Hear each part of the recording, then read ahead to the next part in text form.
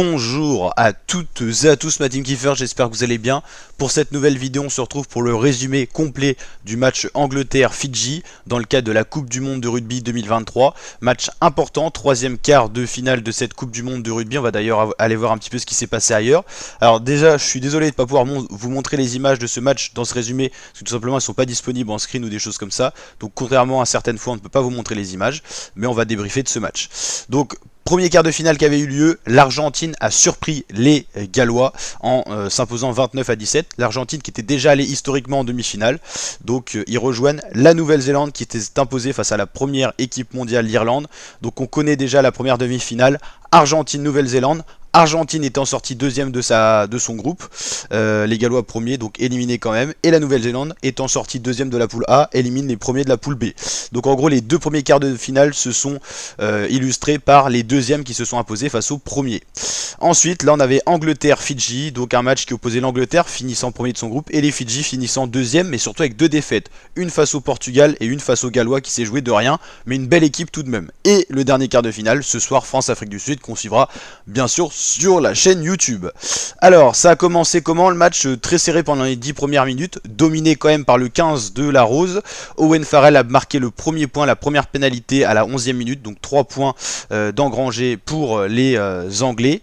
Ensuite, à la 14e minute, on a eu un essai de Manu Tuilagi, un essai normalement... Ah non, la transformation n'a peut-être pas été passée.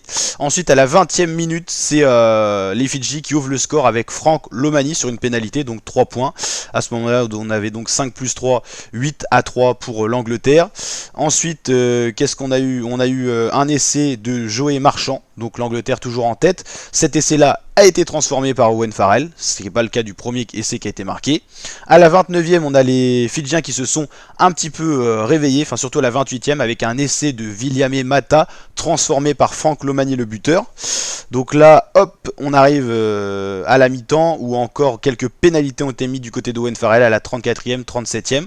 40 minutes, c'est la mi-temps, et on rentre donc dans les vestiaires, et ça ressort des vestiaires, l'Angleterre qui domine nettement. On a l'impression que les Fidji sont pas trop là dans la deuxième mi-temps, ce qui fait notamment que Owen Farrell va pouvoir marquer une pénalité à la 54e sur des fautes du côté fidjien, mais il va y avoir le réveil des Fidji dans les 20 dernières minutes, ce qui a souvent été le cas dans cette Coupe du Monde. Ça a été le cas face à l'Australie pour les Fidji ou des choses comme ça, et il y a eu un essai de Penny Ravai, essai qui a été transformé par Simeone Kuruvoli à la 65e et également à la 68e avec l'essai de Vilimoni Botitou.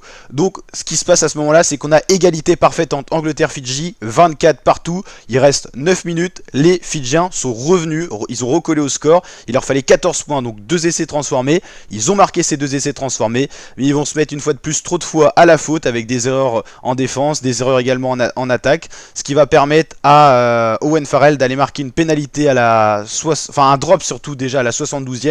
En gros les Anglais attaquaient mais n'arrivaient pas à passer la ligne défensive fidjienne. Donc qu'est-ce qui s'est passé?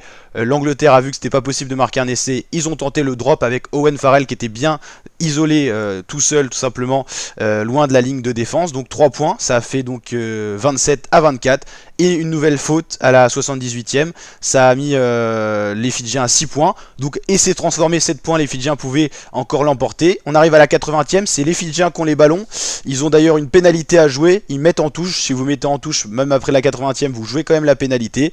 Ils ont fait la touche, ils ont attaqué, mais en fait il manquait de rapidité, de fluidité dans le jeu, ce qui fait que sur un grattage, les Anglais ont récupéré le ballon. Owen Farrell la met en touche, l'Angleterre s'impose difficilement face aux Fidjiens, mais rejoint en demi-finale, enfin rejoint le dernier carré, la demi-finale. Reste à savoir si ça sera face à la France ou l'Afrique du Sud, on saura ça ce soir notamment.